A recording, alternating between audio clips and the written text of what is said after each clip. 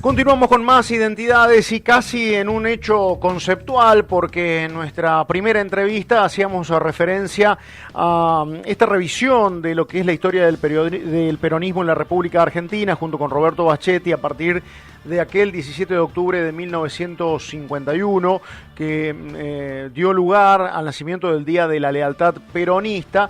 Eso marcó también el nacimiento de la televisión en la República Argentina.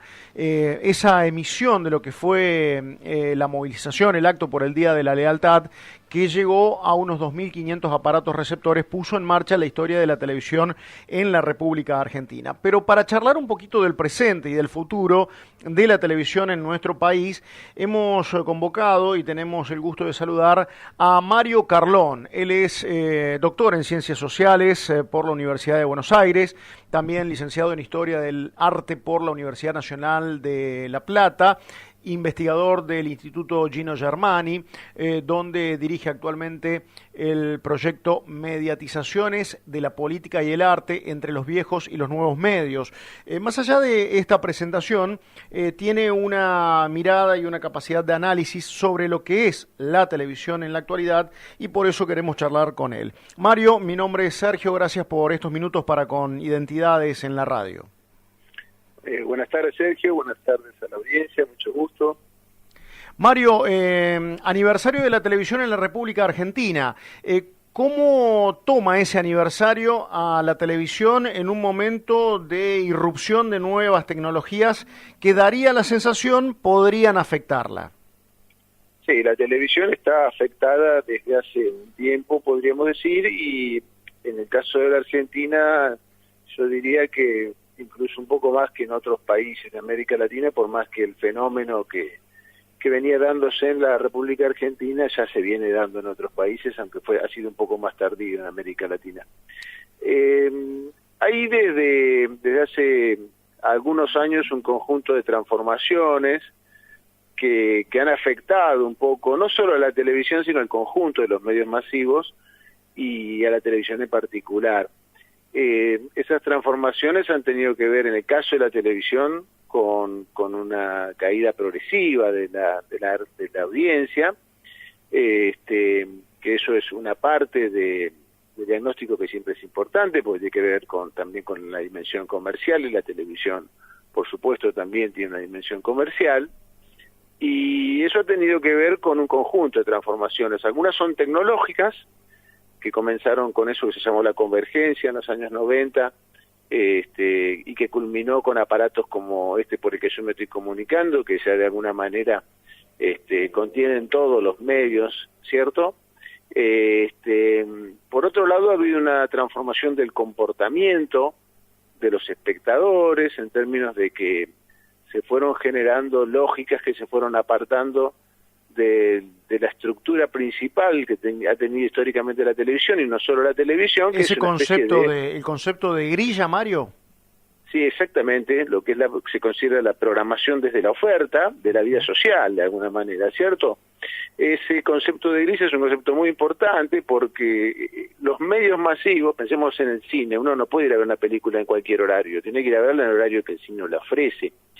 Programan el tiempo y el espacio del consumo, de alguna manera.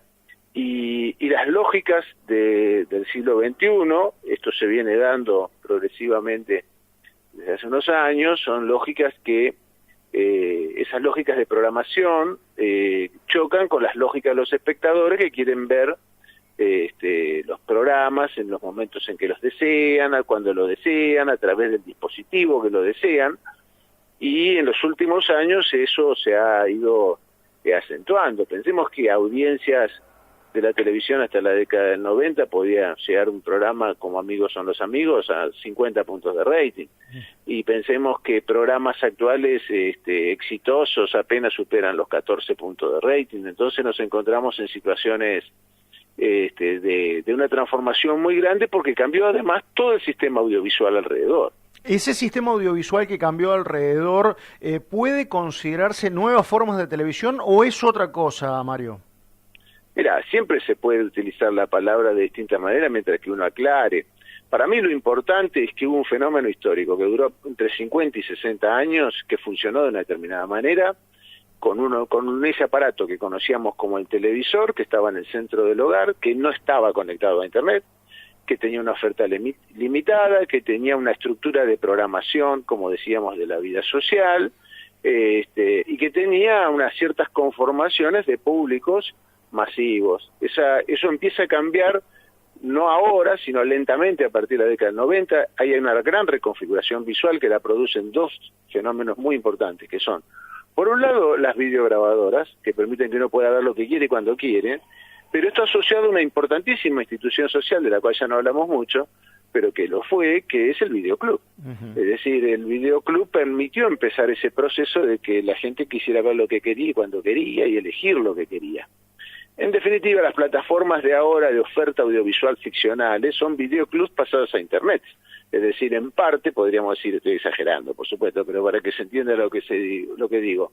Netflix, por ejemplo, que es una gran plataforma global de grandísima importancia, que era originariamente era una especie de videoclub, enviaban los CDs y se podían retirar, o los enviaban a los hogares, que después pasó con esa oferta a Internet.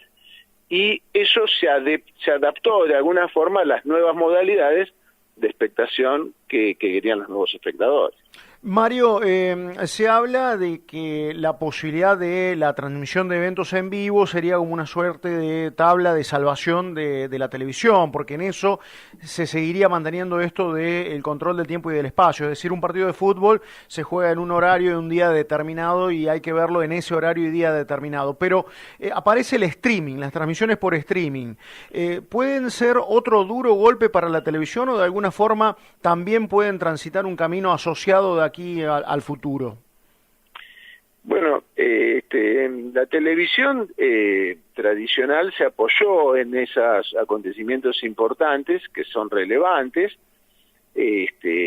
para poder sobrevivir durante un buen tiempo. Ha habido dos fenómenos importantes con los cuales la televisión ha tratado de sobrevivir.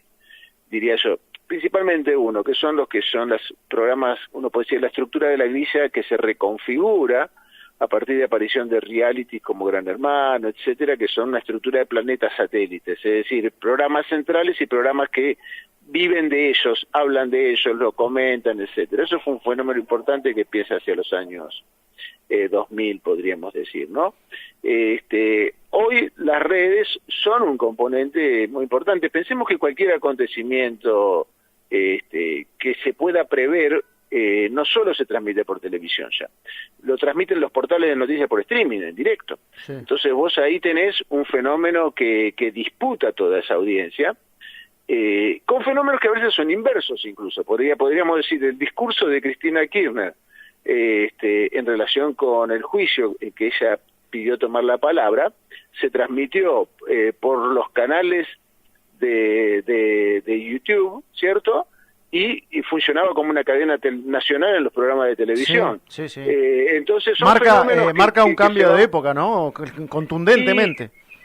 Y son fenómenos que tampoco se dan todo el tiempo, podríamos decir, porque las pantallas de televisión no abandonan su programación, porque sí, pero quiero decir, esto es dinámico, pero ahí hay un eje muy importante, que son los grandes acontecimientos de la vida social, y ahora lo vamos a vivir otra vez con los mundiales, etcétera, siempre tienen un momento histórico en el cual las cosas suceden, ¿cierto? No tiene mucho sentido ver los partidos por repeticiones, o fenómenos de ese tipo, ¿cierto? Si algo importante está sucediendo en la sociedad, la gente lo quiere ver en el momento. Uh-huh. De todas maneras, aparecen alternativas también para eso, ¿no? Que sí, no necesariamente... que es lo que decíamos también, ¿no? Entonces, ya no es un privilegio de la televisión lo audiovisual en directo, ¿no? De alguna forma esto se ha ido diversificando y también va a afectar a las audiencias, por supuesto, ¿no? ¿Cambiará el escenario laboral, de posibilidades de inserción laboral en la televisión del futuro a partir de todos estos acontecimientos? ¿Habrá una reconversión si es que se sostiene el concepto de televisión a futuro a partir de esta convivencia con las nuevas tecnologías? Yo creo que ya hay un cambio, y yo insistiría en que para mí hubo una etapa que fue eso que llamábamos televisión antes, ¿no? Después la televisión, eso que se llama a veces televisión social, etcétera, se ha articulado con las redes y muchas veces en un fenómeno muy complejo, donde las redes pueden estar en la pantalla, donde se construyen una dinámica, redes y medios de comunicación masiva. Y lo otro que ha pasado mucho, digamos, es acá hay que diferenciar, por supuesto, televisión de cable y televisión abierta. Me parece a mí es una especie de compleja adecuación de las ofertas televisivas noticiosas a la polarización política. Digamos que eso es un fenómeno global. Bien, bien. Mario, gracias por este contacto, por repasar un poquito este presente y futuro de la televisión, cuando se ha cumplido un nuevo aniversario de la misma en nuestro país, en la República Argentina, en cuestiones que son verdaderamente dinámicas, pero que en los últimos años ese dinamismo se ha potenciado y mucho. ¿La pandemia jugó algún factor en torno a esta dinámica relacionada con la televisión y sus cambios? Cuando comenzó la televisión, yo diría que crecieron el uso de todos los medios. O sea, básicamente, volvieron a aumentar ratings televisivos, pero en simultáneo aumentó el consumo de Netflix, aumentó el uso de WhatsApp, etcétera. En definitiva, el confinamiento produjo una aceleración de eso que llamamos la mediatización de la vida social, que ese es un tema muy importante, digamos. Hemos entrado progresivamente, Occidente fue ingresando en un proceso de mediatización que se aceleró mucho con la pandemia. ¿Qué quiere decir la mediatización? Quiere decir que de alguna manera todos los individuos, los actores sociales, las instituciones, los colectivos, nos hemos ido articulando con la mediatización, ¿cierto? Y eso hoy se considera en los estudios sobre mediatización. Vos leías recién el título de Ludacit, ahora estamos pasó otro que también seguimos trabajando en mediatización. Hoy se considera un fenómeno tan característico para entender la vida social como la urbanización, el individualismo o la globalización. Es decir, el proceso de mediatización es un proceso central de la vida social que no se puede dejar de analizar para entender la sociedad contemporánea. Mario, gracias por su participación en nuestro programa, muy amable. No, muchas gracias, al contrario. Mario Carlón, el encargado de analizar este momento de la televisión en la República Argentina tras un nuevo aniversario de la misma en nuestro país que se celebró ayer coincidentemente con el Día de la Lealtad, ya que esa fue la primera transmisión televisiva en nuestro país, concretamente en 1951.